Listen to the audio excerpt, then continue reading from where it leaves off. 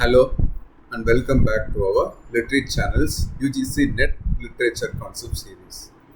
I am Kanan Prasad and today we are exploring another essential term that has appeared in previous UGC NET exams. Today's term is enjambment. This concept appeared in the July 2016 paper and falls under our poetic devices and forms cluster. Let's examine the term enjambment. The word comes from the French term enjamber, meaning to stride over or encroach. Enjambment has been used throughout the history of poetry, but its deliberate use as a technical device became more prominent during the Renaissance period. It gained even greater significance in the Romantic period and became a defining characteristic of modern free verse in the 20th century.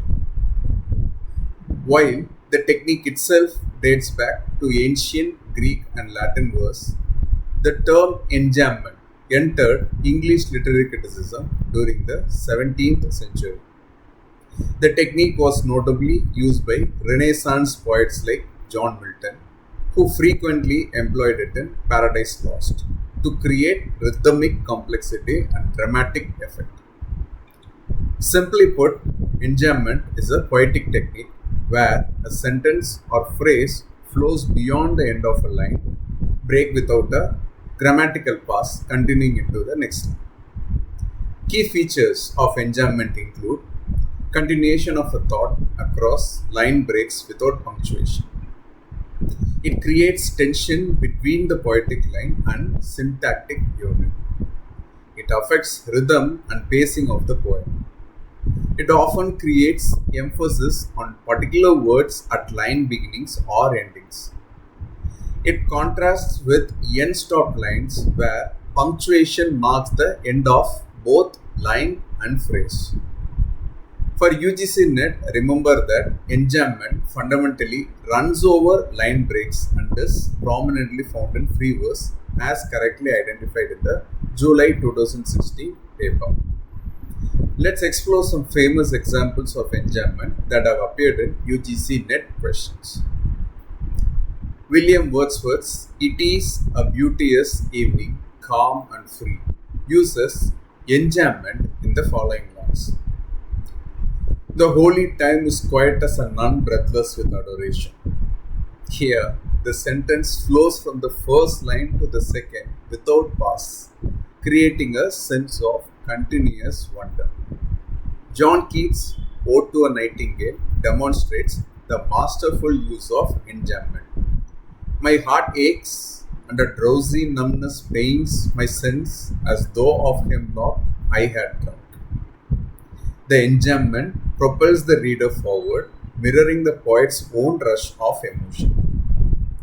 In modern poetry, E. Cummings frequently employs extreme forms of enjambment, often breaking not just sentences but words across lines. You can go ahead and explore E. Cummings' such poetries. Also, in T.S. Eliot's The Wasteland, showcases how enjambment creates rhythm and tension in free verse. April is the cruelest month, breeding lilacs out of the dead land, mixing memory and desire, stirring dull roots with spring rain. Now, let's test your understanding with a quick quiz. Which of these excerpts demonstrate enjambment? Option A. The curfew tolls the knell of parting day. The lowing herd wins slowly over the lea. Option B. Do not go gentle into that good night. Rage, rage against the dying of light. Take a moment to think about it. If you wish, you can pause the video. And the answer is A.